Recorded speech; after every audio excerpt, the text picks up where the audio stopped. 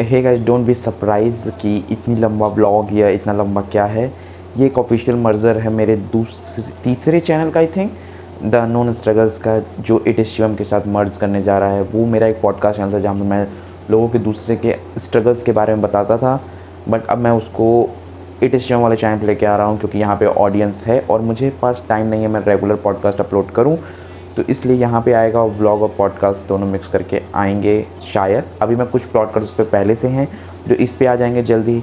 और आज के पॉडकास्ट में जो हमारा दोस्त है वो हमारे बचपन का दोस्त प्रशांत चतुर्वेदी, रुकिए करेक्ट करता हूँ खुद को, डॉक्टर प्रशांत चतुर्वेदी हैं, जो नीट क्लियर किए थे। तो अपना एक्सपीरियंस बता रहे हैं किस तरह से उन्होंने नीट क्लियर किया, क्या लाइफ आई, क्या आपको करनी चाहिए जिससे कि आप ही नीट क्लियर कर सकते हो।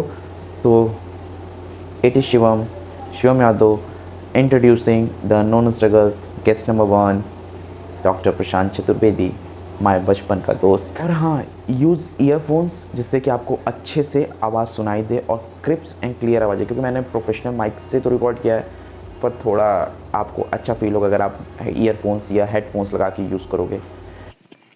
हाय गाइस, मेरा नाम प्रशांत चतुर्वेदी है। मैं सेकेंड ईयर MBBS स्टूडेंट हूँ BRD मेडिकल कॉलेज का। और हाँ, मेरी रैंक 2 साल लगा था मुझे नीट क्लियर करने में। और फर्स्ट अटैम्प्ट में तो बहुत अच्छी रैंक नहीं आई थी, लेकिन सेकंड अटैम्प्ट में मैंने चीज़ें सीखी, क्या क्या मुझे गलतियाँ करनी थी, क्या क्या मैंने गलतियाँ की थी, उन्हें सुधारा।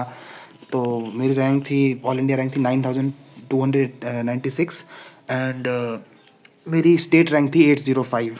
तो उस हिसाब से मुझे 2 राउंड काउंसलिंग होती हैं हमारे यहाँ। वैसे यूपी की अलग काउंसलिंग होती है और ऑल इंडिया की भी काउंसलिंग होती है।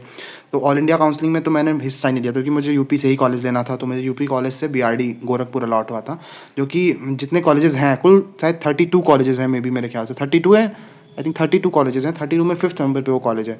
तो काफ़ी अच्छा कॉलेज है, मुझे अच्छा लगता है वहाँ पे। शुरू में थोड़ा सा अजीब लगता था, काफ़ी नया चीज़ें, नए लोग, थोड़ा रैगिंग वगैरह तो होती है, और मेडिकल कॉलेज में तो कुछ ज़्यादा ही तो चीज़ें थी। It was tough but now I enjoyed everything. तो क्या कोई अगर किसी का फर्स्ट अटेम्प्ट में नहीं हुआ, सेकंड अटेम्प्ट नहीं हुआ, थर्ड अटेम्प्ट में भी नहीं हुआ, तो क्या उसको तैयारी करना छोड़ देना हाँ चाहिए? बिल्कुल बिल्कुल, अगर आपकी इच्छा है, अगर आप में वो पेशेंस है, तो आप बिल्कुल तैयारी बिल्कुल ना छोड़े। क्यों छोड़ देंगे भाई? मेरे यहाँ खुद 8-8 साल तैयारी करने वाले लोग हैं भाई। नहीं, जैसे 3 साल के बाद, 4 साल के बाद लोगों का ये होता है कि अब नहीं हो रहा है, शायद मैं नीट मटेरियल ही नहीं हूँ, जैसे नहीं होता ऐसा है। कोई मटेरियल नहीं होता है, ये बहुत ही बेवकूफ़ी वाला कंसेप्ट है। कोई मटेरियल, अगर आपका दिल से इच्छा है हो जाएगा, कोई बहुत बड़ी बात नहीं होती। अब तो सीटें बहुत बढ़ गई हैं, इतना कंपटीशन तो बहुत है भाई। कहीं भी किसी भी फील्ड में तुम जाओ कंपटीशन तो रहेगा, ये आसान नहीं है। तो अगर तुम्हारा कोई दिक्कत नहीं है, आर्ट कोई जब हो एक बार हो जाता है ना, कोई ये पूछता नहीं है कितना टाइम लगा। It doesn't matter. Now you are MBBS student, medico, आप एक डॉक्टर बनेंगे तो एक्सपीरियंस, हमारी फील्ड में एक्सपीरियंस बहुत कुछ होता है भाई। फार्मेसी वाले मेडिको लगा लेते हैं। नहीं नहीं नहीं, वो मेडिकल लगा लें, वो ठीक है, सबका अपना अपना है। देखिए, हम किसी से वो सब नहीं रखते हैं, लेकिन आप भी जानते हैं डॉक्टर ही है, उसमें कोई वो नहीं है, कोई दिक्कत नहीं है। तो अगर कोई एक नया स्टूडेंट फर्स्ट ईयर में नीट में एडमिशन लेके जा रहा है कि कॉलेज है, पढ़ेंगे, डॉक्टर बनेंगे, तो उसको मतलब क्या चीज़ें पहले से दिमाग में से निकाल देनी चाहिए, ये ऐसा होगा, ये नहीं वैसा कुछ होगा? भी, मेरे हिसाब से तो कुछ भी दिमाग में ना रखें तो बेटर है, क्योंकि जो आप सोच रहे हैं ऐसा कुछ नहीं होगा। बहुत अलग दुनिया है वो, बहुत अलग दुनिया है।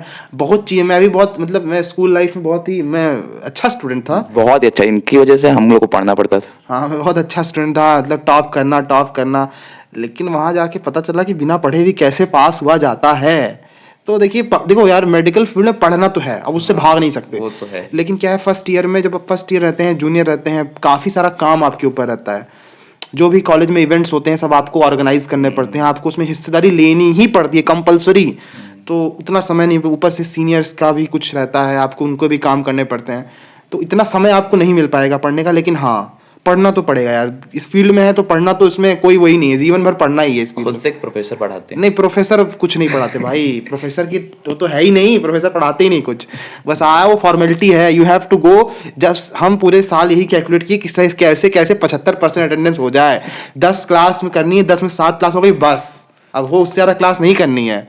बस यही है कि 75% अटेंडेंस की तरह हो जाए, डिटेनमेंट ना, क्योंकि यार मेडिकल फील्ड में ना बहुत ईगोइस्टिक है, ईगो बहुत है यार, बहुत ज़्यादा। मतलब प्रोफेसर थोड़ा वगैरह का भाव वो ज्यादा रहता है कि आई एम डॉक्टर। नहीं, आई एम डॉक्टर, और दूसरा सीनियर जूनियर का बहुत ज़्यादा होता है। तो बच्चे डिटेन भी होते हैं, सप्ली कई कई साल, 5 साल का MBBS, कई लोगों का 10 साल लग जाता है। तो you have to be discipline. दो ही चीज़ें सीखनी है यार मेडिकल कॉलेज में, डिसिप्लिन बहुत ज़रूरी है, और डिसिप्लिन और तुम्हारा जो सेल्फ कॉन्फिडेंस, ये दो चीज़ें तुम्हें आगे ले जाएंगी इस मेडिकल फील्ड में, और कुछ नहीं। होने की बात मैं कर रहा हूँ, होने के पहले तो भाई आपकी मेहनत, बहुत मेहनत करनी है भाई। तो क्या अगर किसी का एकेडमिक ईयर्स जैसे 11 12 10th में अगर उसके अच्छे नंबर नहीं आ रहे तो क्या वो डिपेंड करता है कि नीट आपका क्वालिफाई होगा कि नहीं? बिल्कुल डिपेंड नहीं करता, बिल्कुल डिपेंड नहीं करता। आप कैसे तैयारी कर रहे हैं, कैसे आप उस चीज़ों को, बहुत सारे लड़के थे, मेरे साथ का ही लड़का था शिवम, मुझसे पहले उसका सिलेक्शन हो गया, उसके नंबर मेरे से कम थे 12th में। तो कॉन्सेप्ट क्लियर होना चाहिए, नंबर कोई तो मतलब कि अगर उनके एकेडमिक्स ईयर किसी लड़के के कम आ रहे हैं बट उसका सपना है डॉक्टर्स का, जैसे कई बार नहीं होता है लोगों के एकेडमिक ईयर्स में नंबर कम आ रहे फिर भी अगर वो अपने ड्रीम्स बताते हैं कि I want to become a doctor, लोग हंसते हैं। नहीं, ये हंसने तो हंस, लोगों के चक्कर में पड़ोगे तो भाई ऐसा नहीं है, लोगों के चक्कर में नहीं पड़ना है, अपने ऊपर भरोसा रखोगे, तुमको लगता है तुम कर सकते हो तो तुम जरूर कर सकते हो। कोई ऐसा तोप नहीं है, इंसान ही निकालना है नीट भी। हाँ, और क्या। तो मतलब कि जैसे ये कोचिंग्स हैं एंड आज के टाइम में टेक्नोलॉजी इतना ज़्यादा हो गई है, जितना मतलब नेट भी फ्री है अंबानी जी की दया कृपा से कि अब सब कुछ यूट्यूब पे आ रहा है, तो इतना पैसा खर्च करके कोचिंग में देना और जो ऑनलाइन कोर्सेज चलते हैं, क्रैश कोर्सेज चलते हैं, उनमें पैसा लगाना वर्थ इट है? जैसे किसी इंसान के जिसके घर में पैसे की प्रॉब्लम्स हैं, जो उतना एफर्ट मतलब अफोर्ड नहीं कर सकता, तो क्या उसको करना चाहिए कि वो यूट्यूब से भी पढ़ के क्रैक कर सकता है? दोनों जगहों से लोग निकलते हैं, ऐसी बात नहीं है। क्लासरूम से भी निकल रहे हैं लोग, वहाँ जा कोचिंग से भी, ऑनलाइन से भी। फिर मैं वही बात कहता हूँ ना, देखो यार कोचिंग, ये ऑनलाइन, ये सब ना तुम्हें कुछ ज़्यादा सिखाते नहीं है, बस तुम्हें एक डायरेक्शन देते हैं। अगर वो डायरेक्शन तुम खुद से ले सकते हो, जैसे कि जैसे उनके पास क्या है, उनका एक सिलेबस तरीका चलता रहता है, तो उसके सिलेबस के साथ तुमको पता नहीं लगता है, लेकिन लास्ट जाते थे तुम्हारा सिलेबस कवर हो जाता है। ऐसे क्या है, जब तुम रैंडम पढ़ते हो ना तो कुछ ना कुछ तुमसे छूट जाएगा और तुम एक डायरेक्शन में नहीं चल पाओगे।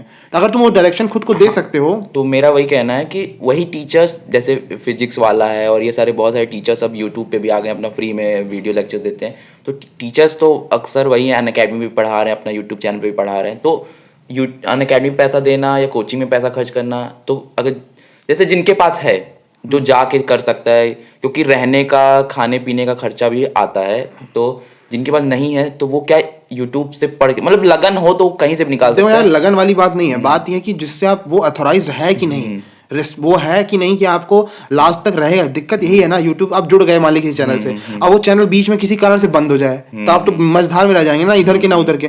तो अगर किसी आप रेस्पेक्टफुल चीज़ें के साथ, किसी भी रेस्पेक्टफुल इंस्टीट्यूशन के साथ जुड़ेंगे जो आपके साथ अंत तक लगा रहे हैं, तो आपको सिलेक्शन करा देगा। हो सकता है पहली बार ना हो, दूसरी बार ना हो, लेकिन अगर आप लगे रहेंगे तो हो जाएगा। बस वो कंटिन्यूटी मेंटेन बनी रहनी चाहिए, पढ़ना रोज।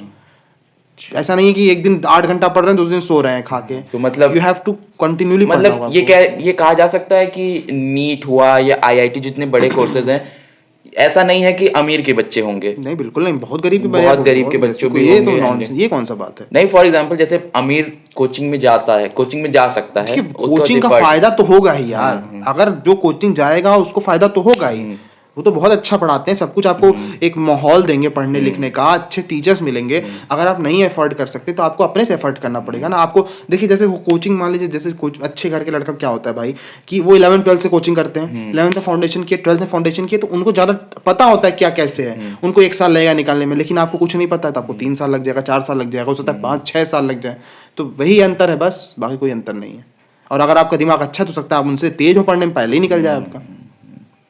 तो नीट के बाद और नीट से पहले क्या लाइफ थी? सेलिब्रिटी जैसा फील होता है अब? थोड़ा सा जब सिलेक्शन हुआ था तो बहुत अच्छा लग रहा था, काफ़ी मतलब ऑकवर्ड भी लग रहा था। ऑकवर्ड लग रहा था थोड़ा सा, कि मतलब अचानक से इतने लोग, सब जो मिले वही वाह वाह, मिठाई खा रहे हैं, ये वो, जिसके घर जाओ बहुत प्रेम बतियाता अरे था। अब भी तो होता ही है। अभी होता है, अभी भी बिल्कुल वही तो करो। बहुत चेंज आ गया भाई, मतलब जो दोस्त हमेशा, कुछ ऐसे दोस्त जिनसे नहीं कांटेक्ट था, वो फोन करके मिलना चाहते हैं हमेशा, आओ मिलो। अब किससे किस, मतलब वही है, चेंज हो जाता है भाई। बाकी तो कुछ जो पहले से दोस्त थे वो तो बराबर वैसे ही रहते, जैसे पहले थे वैसे अभी रहते हैं। लेकिन कुछ नए लोग हमेशा जुड़ना चाहते हैं लोग आपसे, यही सब चेंजेस होते हैं। फेम मिलता है भाई, सेलिब्रिटी जैसी फीलिंग आती है। थोड़ी फीलिंग तो आती है, हर किसी में रिस्पेक्ट मिलती है, घर में रिस्पेक्ट बढ़ जाती है भाई। पहले आपकी बात नहीं सुनी जाती थी, अब आपकी बात सुनी जाती है। Your decision matters now. तो अब ऐसी फीलिंग आती है? पहले तो ये फीलिंग नहीं आती होगी कि कोई आपसे हेलो कह रहा है या आपसे कोई आपके लिए बहुत फेवर कर रहा है, तो आपको पहले ये फीलिंग नहीं आती होगी कि पहले आपको लगता है कोई दोस्ती में कर रहा है। अब आपको ये फीलिंग आती है कि अब हम ये हो गए हैं इसलिए हमारे लिए ओवर कर रहा है, ऐसा बिल्कुल कर रहा है। बिल्कुल लगता है, और वो करता भी इसीलिए करता है। अरे जो इंसान से आपका कोई लेना देना नहीं, आपको फेवर काहे कर रहा है भाई? इसीलिए कर रहा है ना कि उसको पता है कि आप उससे, उसको भी आपसे फायदा है, तो वो पता चल जाता है। ऐसे लोगों से दूर रहते हैं हम लोग, और कुछ नहीं। और रिलेटिव्स, अरे रिलेटिव्स तो भाई, रिलेटिव्स कभी साले पूछते नहीं थे, अब जो है भैया बेटवा कह के पूछे थे और रोज। जब फर्स्ट या सेकंड अटेम्प्ट में नहीं हुआ तब? अरे वही है, रहने दो, छोड़ दो, क्या करोगे? अरे नहीं हो रहा नहीं हो रहा तो जाने दो अब आप। तो दोस्त अपने रिलेटिव्स, अपने दोस्तों के लड़कियों को भी लेके आते होंगे कि हाँ अब हाँ यार, बिल्कुल लेके आते हैं आप, और इनको गाइड कीजिए, उनको गाइड कीजिए। ठीक है, अच्छी बात है, कोई दिक्कत, बढ़िया चीज़ है ये सब। एंड स्कूल एकेडमिक ईयर जो होता है, स्कूल होता है, एंड कॉलेज तो अलग ही दुनिया होती है। हम भी कॉलेज कर रहे हैं क्योंकि बट मेरा कॉलेज मतलब इन थोड़ा छोटा है, अपने सेम सिटी में। तुम्हारा कॉलेज इतना बड़ा है एंड इतना कुछ होता है, कल्चरल एक्टिविटीज एंड ये, और तो स्कूल के छोटे से स्टेज से इतने बड़े ऑडिटोरियम में जाके कैसा फील हो रहा है कि मतलब कैसी दुनिया लग रही है? ऐसा तो फील नहीं होता कि कहीं मैं इन सब इतनी भीड़ में खो ना जाऊं? नहीं नहीं, ऐसी बात नहीं है, हम लोग ऐसे लोग ही नहीं है जो खो जाएं, हम लोग अपना रास्ता ढूंढ लेते हैं, ऐसे कोई दिक्कत नहीं है। हाँ थोड़ा अलग है, लेकिन स्कूल लाइफ भी अपनी अलग लाइफ थी, वो बहुत मिस करते जैसे कि हैं। कोई पहले बार स्टूडेंट जा रहा है, जो जो एकेडमिक ईयर में इतना मतलब ओपन है, हम लोग तो एकेडमिक ईयर में भी इतने ओपन थे, सबसे बातचीत होती थी, खेलते कूदते थे हम लोग। टीचरों से भी बातचीत होती थी। पर जो नहीं कर रहा है एकेडमिक में, तो क्या उसको कॉलेज में जाके ऐसे रहना चाहिए कि नहीं, उसको पार्टिसिपेट करना चाहिए, ओपन होना चाहिए, नहीं तो वो गायब हो जाएगा? बिल्कुल बिल्कुल, वो ऐसा हो ही नहीं पाएगा ना, वो पार्टिसिपेट करेंगे। कुछ लड़के होते हैं जो थोड़े अजीब होते हैं, लेकिन मेरा तो यही मानना है कि आपको इंसान में पार्टिसिपेट करना ही चाहिए, क्योंकि आपके मेंटल हेल्थ के साथ साथ ये फिजिकल हेल्थ भी आपकी इंप्रूव करते हैं ना। Healthy mind resides inside the healthy body. तो अगर आपकी बॉडी हेल्दी नहीं रहेगी तो आपका माइंड कैसे हेल्दी रह सकता है? आपको पढ़ना इतना है तो you have to enjoy these things, और ये आपके लिए है भाई। एक महीने में क्या हो जाता है? ज़्यादा ज़्यादा कोई भी फेस्ट हमारा होता है, एक महीने चलता है, स्पोर्ट्स एंड कल्चर मिला के एक महीना भी नहीं चलता, 20-25 दिन। तो आपके इंजॉयमेंट के लिए ये सबको पार्टिसिपेट करना ही चाहिए, मेरा तो यही मानना है भाई। मैं तो करता ही हूँ भाई, पूरा फुल पार्टिसिपेट करता हूँ हर चीज़। जैसे कि मुझे मेरे 11 12 10 9 10th में जो बच्चे कभी बोलते नहीं थे, वो मेरे मतलब उनको उनका चेहरा तक मुझे याद नहीं है। एंड कॉलेज में भी ऐसा है, जिन बच्चों से मैं बोलता हूँ और जो बच्चे मुझसे बोलते हैं और जो हर चीज़ में पार्टिसिपेट लेते हैं, उनका चेहरा मुझे याद है। एंड हो सकता है फ्यूचर जब तक रहेगा, नाम से उनका चेहरा याद आ जाएगा मेरे को। बट कुछ ऐसे बच्चे नहीं होते हैं कि जो एकदम ओपन ही नहीं होते, ना किसी से कुछ कहना, बस कॉलेज आए, बैग उठा के फिर चले गए घर या अपना चले गए। तो इस तरीके का नेचर किसी स्टूडेंट को रखना अच्छी बात है? नहीं, बिल्कुल अच्छी बात नहीं। ये अच्छी बात इसलिए नहीं है ना, क्योंकि देखिए जिस फील्ड में मैं मेडिकल फील्ड की बात करता हूँ, या फिर आईआईटी में भी, मेरे आईआईटी में तो थोड़ा कम प्रेशर, लेकिन मेडिकल फील्ड में इतना प्रेशर है ना भाई, कि ऐसे ना फिर धीरे धीरे आदमी डिप्रेस होने लगता है। इफ आपके पास दोस्त नहीं होंगे, आप कभी परेशान होंगे, किससे बात करेंगे? घर वाले आपकी हर चीज़ नहीं समझ सकते भाई। तुम्हारे पास दोस्त होने चाहिए, और तुम्हारे सेम फील्ड के दोस्त होने चाहिए जो तुम्हारा दर्द समझ सकें। तो ये तो गलत है, बिल्कुल ये नॉनसेंस है। इनको जिनको लगता हो कि हम सिर्फ पढ़ के वो हो जाएगा, तो पॉसिबल नहीं है। एंड जो फाइनल ईयर्स के मतलब जो सीनियर्स होते हैं, वो अगर इन बच्चों के साथ जो मजाक करते हैं बाकियों के साथ, अगर वो इनके साथ करे तो इनको तो कुछ ज्यादा ही इफेक्ट करेगा ऐसा चीज। करे ये तो effect डिप्रेस्ड क्या मतलब, समझ लो सुसाइडल केसेस जो होते हैं ऐसे भी हो सकते हैं। नहीं तो इसीलिए तो सबको साथ में किया जाता है, किसी के साथ पर्सनल कुछ नहीं किया जाता।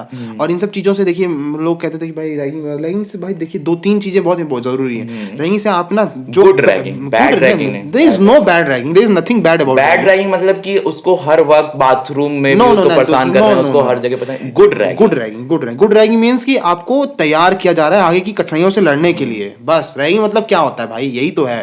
और क्या, रैगिंग होती ही नहीं है। It is interaction between seniors and juniors. There is nothing like ragging in the present world. Some cases ऐसे निकले हैं ना जहाँ पे बहुत भाई इतने टफ, आप इतने टफ कानून भी तो है रैगिंग के। कौन किसकी हिम्मत होती है रैगिंग लेने की? कोई रैगिंग होती नहीं कहीं भाई। अरे बहुत से कॉलेज में एंटी रैगिंग स्क्वाड वाले रैगिंग ले रहे हैं। नहीं ऐसी बात नहीं है, वो नहीं, रैगिंग वही होती नहीं भाई, ये मिथ्या है। मेडिकल कॉलेज में रैगिंग होती ही नहीं। There is no ragging in medical college. तो एज कंपेरिजन टू आईआईटी या एमबीए या दूसरी कोई क्या नीट ज़्यादा टफ है? वो ज़्यादा इंसानों को टेस्ट, मतलब एक इंसान को, एक पर्सन को ज़्यादा टेस्ट करता है कि नॉर्मल है कि जिस तरीके से आप नीट क्वालिफाई करके इंजीनियर बन सकते हो 4 साल में, तो उस हिसाब से आप नीट भी क्वालिफाई करके कर सकते हो? नहीं, NEET is more tough, because NEET tough इसलिए है ना, क्योंकि कंपटीशन बहुत ज़्यादा है और सीटें उसके मुकाबले बहुत कम है। बहुत कम सीटें हैं भाई। तुम समझो 16 लाख लोग पेपर देते हैं, 0.1% सिलेक्शन होता है, रेट होता है। मतलब अगर एलन की कोई क्लास चल रही है 100 लड़कों में, तो हो सकता है उसमें किसी एक का सिलेक्शन हो जाए उन 100 में से। तो ये बहुत ही मतलब रेयर फिनोमेना है, बहुत मुश्किल है सीटों के नाते। बाकी ऐसा पेपर भी थोड़ा टफ ही है भाई। You have 180 questions and 180 minutes, आप 1 मिनट ज़्यादा एक क्वेश्चन को दे नहीं सकते। तो वो सब है चीज़ें, टफ तो है, टफ है। अब मतलब तुम्हें खुद में क्या चेंज दिखता है? बहुत सारे चेंज दिखता है भाई, मैं ज़्यादा कॉन्फिडेंट हूँ खुद को लेकर के। पर आप तो कॉलेज स्कूल में स्कूल में भी कॉन्फिडेंस था, लेकिन अब बात अलग है थोड़ा सा, हर चीज़ में आप मुझे। खुद में क्या डेवलपमेंट देखते हो कि अगर अगर मैं ऐसे कॉलेज में गया हूँ और अगर मैं ये परस्यू कर रहा हूँ तो मेरे अंदर मतलब अदर पर्सन 10 लोग में मैं अलग दिखूंगा, वो आपको ऐसा कौन सी बिल्कुल बिल्कुल, feeling लगती है? मेरे अंदर का कॉन्फिडेंस भाई, और झिझक जो थी थोड़ी बहुत कुछ चीज़ों को लेके, किसी से बात करने की, लोगों से मिलने जुलने की। गाली देने की? गाली तो मैं पहले भी देता था, ऐसी बात नहीं है। इतने फ्रिक्वेंटली नहीं इतना देते? फ्रिक्वेंटली नहीं देता था, वो आदत पड़ जाती है। गाली कुछ नथिंग भाई, जस्ट प्रेशर रिलीज, और कुछ नहीं। तो बाकी इट्स अ इमोशन। हाँ, इट्स इमोशन। गाली एक संग्रह है, आप देखिए कहीं गरिया के दिखाए तो काफी उस चीजें पे अलग पॉडकास्ट बनाएंगे हम, पूरा क्रैश कोर्स कराएंगे आपको। सही बात है। तो भाई काफी चेंजेस आए हैं, झिझक खत्म हो गई किसी भी काम को करने के लिए, कोई भी काम वो नहीं लगता। हाँ, 2-3 चीजें और, घिन आना बंद हो गया भाई। हाँ भाई, आप क्या ही देख लोगे। क्या देखो, लीवर, किडनी, लंग्स, इंटेस्टाइन सब तो पकड़ लिया, अब क्या बचा है पकड़ने को। तो बहुत सारे चेंजेस आए हैं। एक मेडिकल कॉलेज में अपॉर्चुनिटीज़ क्या क्या हैं जिसको लोगों को छोड़नी, मतलब अगर मिल रही अपॉर्चुनिटी तो वो लें, 100% लें। एंड लोग अपॉर्चुनिटी मतलब ये ना फील करें कि आप अपॉर्चुनिस्ट हो या ऐसे कुछ हो, पर आप जब अपॉर्चुनिटी मिल रही है, जैसे कि नीट करने के बाद सब अच्छे डॉक्टर नहीं बनते हैं, कुछ लोगों का झोला छाप भी चलता है बाद में, नहीं, मतलब झोला छाप इन द सेंस कि छोटा मोटा डिस्पेंसरी भी चलती है, सब अच्छे डॉक्टर नहीं बनते। तो क्या नीट वो अपॉर्चुनिटी है किसी को अपना फ्यूचर चेंज करने की, एंड फ्यूचर सिक्योर है नीट बिल्कुल करने के बाद? बिल्कुल बिल्कुल, नीट करने में फ्यूचर सिक्योर है, इसमें कोई जरूरी। आप नहीं पढ़ेंगे ना तो भी आपको इतना तो ज्ञान करा ही देंगे 5 साल में कि आप डॉक्टर बन सकें ठीक ठाक। बाकी पीएससी सीएससी या फिर के रूरल एरिया में जाके काम कर सकें गवर्नमेंट हॉस्पिटल्स में, और अच्छी सैलरी मिलेगी आपको, ऐसी बात नहीं है। आप you will get 70-80,000 per month. तो ये सिक्योर तो फ्यूचर है। बाकी देखिए, थोड़ी तो अगर आपके अंदर वो है ना अच्छा डॉक्टर, देखिए जो नीट क्वालिफाई करके आया है ना, उसको पता है कि मुझे डॉक्टर बनना है, तो हो सकता है वो 1 साल थोड़ा सा रिलैक्स हो कि भाई बहुत मेहनत करके नीट क्वालिफाई, लेकिन उसके बाद ना वो उसका वो सिस्टम, वो जो नेचुरल सिस्टम है वो एक्टिवेट हो जाता है। उसको पता है कि फिर उसको वो अपने जुट जाएगा काम में, क्योंकि उसके बाद नीट पीजी भी देना है उसको, पोस्ट ग्रेजुएट करनी है।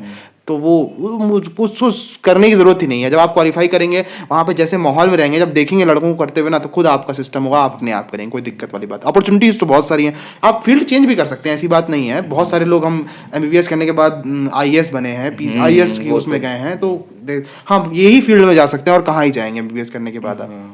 तो यही सब है। एंड जो ये रहता है कि क्या नीट जरूरी है, मतलब कि कंपलसरी, अगर किसी ने बायो किया है एंड उसको मतलब सक्सेसफुल होने के लिए, अच्छा पैसा कमाने के लिए फ्यूचर में, या कुछ भी करने के लिए, क्या उसे नीट करना ही चाहिए? जैसे कुछ लोग नहीं होते हैं, घर वाले एकदम डंडा कर देते हैं कि नहीं तुम नीट ही करो, नीट ही करो, या तुम बायो ही लो। नहीं, ऐसी बात नहीं, बेवकूफ़ी है। बहुत सारे नहीं करना है तो मत करिए भाई, सब डॉक्टर बन जाएंगे, ऐसे हो ही नहीं, बहुत इम्पॉसिबल। सारे फील्ड हैं, बहुत सारे success फील्ड हैं, बायोटेक में चले जाइए, फार्मा में चले जाइए, किसी भी फील्ड में चले जाइए जो बायो से रिलेटेड हो, या फील्ड ही चेंज कर दीजिए साला यार। कुछ भी कहीं यूपीएससी ट्राई कीजिए, बायो हट के आप उससे कुछ भी किसी फील्ड में जा सकते हैं, ऐसी बात नहीं है। नीट मतलब ऐसे कम नीट नहीं देखिए, है। नीट उन्हीं के लिए जिनके अंदर पैशन है डॉक्टर बनने का। अगर वो पैशन नहीं, आपसे क्लियर ही नहीं हो पाएगा। वो पैशन और जुनून खुद के अंदर होना चाहिए, क्या मुझे करना ही है। तो एक छोटे से ब्रेक के बाद हम फिर से आ चुके हैं। काफी चर्चाफुल ब्रेक था, ऐसा नहीं जैसे मैंने पानी और बिस्किट खाया है, सिर्फ चर्चा, ब्रेक में भी चर्चा की हम। ऐसे चर्चा की है जो बता नहीं सकते, कैंसिल हो सकते हैं हम लोग, बैन हो जाएंगे पॉडकास्ट चैनल पे से। तो अगला सेगमेंट यही था कि जो YouTube पे वीडियोस बनती हैं कि 30 दिन में, 1 हफ्ते में नीट क्लियर करें। 1 हफ्ता तो कम बोल दिया, 1 दिन में नीट क्लियर कराते हो। सुबह 2 घंटे ये वीडियो देखें और नीट क्लियर करें पेपर जाने से पहले। तो अरे क्या लगता है आपको? क्या बोलने, मेरे पास शब्द नहीं है। मतलब मैं भी जब देखता था कभी कभी यूट्यूब, जब आप नीट की तैयारी करते रहते हैं, अक्सर आपको ये वीडियोस यूट्यूब में, क्योंकि आप नीट के बारे में देखते रहते हैं, तो ये भी रिकमेंड हो जाता है, 30 दिन में कैसे बने डॉक्टर। तो ऐसा कोई तरीका नहीं है डॉक्टर बनने का। अगर उसको देखिए, उसे कमेंट सेक्शन में उसको गरियाइए जाके, तुम्हारी माँ का नीट क्लियर कर लो 30 दिन में, तब हमको कराना। वो खुद पढ़ रहे होते हैं। खुद पढ़ भी नहीं रहा, पढ़ते तो ये नहीं कहते कि 30 दिन नीट क्लियर हो जाएगा। कोई पढ़ने वाला ये कहेगा कि 3 दिन नीट क्लियर होगा? बताओ तुम।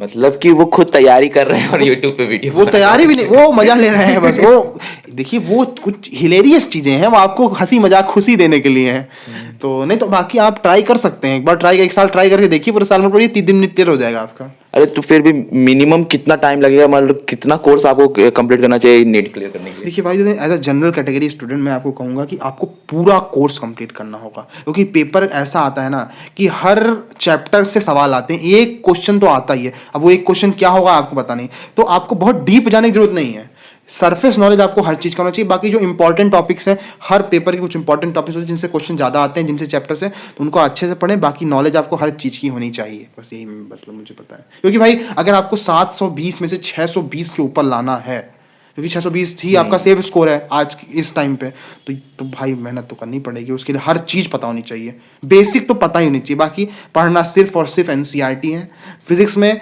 कॉन्सेप्ट और एनसीईआरटी के क्वेश्चंस, एनसीईआरटी के अलावा कहीं बाहर जाने की ज़रूरत नहीं है, मुझे लगता है sufficient to clear your NEET exam. मैंने एक कल मैं पॉडकास्ट रिकॉर्ड करने आने वाला था, तो मैंने कुछ पॉडकास्ट देखे, उसमें कह रहे थे कि मेरा ट्राई एंड टेस्टेड फार्मूला है, 3 महीने बहुत हैं नीट क्लियर करने के लिए, पढ़ने के लिए। अगर आप 3 महीने कर रहे हो तो आप क्वालिफाइड करने भर का नंबर आप, मतलब कि फर्स्ट अटेम्प्ट में तो नहीं होगा, पर 3 महीने इतने हैं कि आप 600 नंबर तक ले आ दोगे। उनका ट्राई एंड टेस्ट में उन्होंने आईआईटी क्लियर किया था, एंड अब वो नीट की भी कोचिंग करते हैं, फिजिक्स पढ़ाते हैं नीट के बच्चों को वो। 3 महीने मुझे नहीं लगता सफिशिएंट है। सफिशिएंट उनके लिए है जिन्होंने 11-12 में अच्छे से मेहनत की है, तो उनके लिए तो 1 महीना भी सिर्फ, क्रैश कोर्स चलते हैं, क्रैश कोर्स से भी लोग सेलेक्ट होते हैं। लेकिन यही फिर मैं कहता हूँ, अगर आपका कॉन्सेप्ट क्लियर होना चाहिए तभी। मुझे लग रहा, मैं वही सोच रहा था कि 3 महीने जो पहले से पढ़ा है रिवाइज करने के लिए रिवीजन है यार, 3 महीने में रिवीजन हो, how can you study in 3 month, it is impossible. तो फ्यूचर में क्या नीट में और कंपटीशन बढ़ने वाला है, बच्चे बढ़ने वाले हैं, Of course. सीटें तो कमी है अभी भी। सीटें कमी है, बढ़ाई जा रही हैं, काफ़ी मेहनत चल रही है। अब इस बार तो काफ़ी अच्छा इम्प्रूवमेंट आया है, जैसे मेरे टाइम में 17,000 रैंक पे जनरल की MBBS बंद हो गया था मिलना, लेकिन इस बार फर्स्ट राउंड में 18,000 तक गया है, तो उम्मीद लगाई जा रही है कि 20,000 तक आगे सीटें बढ़ेंगी ही, जाहिर सी बात है बढ़नी ही होंगी। लेकिन दिक्कत यही है कि बच्चे भी बढ़ेंगे। कितने का होता है टोटल पेपर? Total paper 720।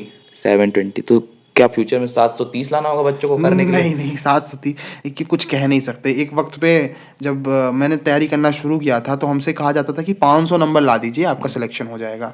और आज का वो समय है कि आप 600 नंबर तो 500 लाए भी हैं। हाँ वही तो, मैं 550 लाया हूँ भाई, फिर भी मुझे नहीं मिला था कुछ।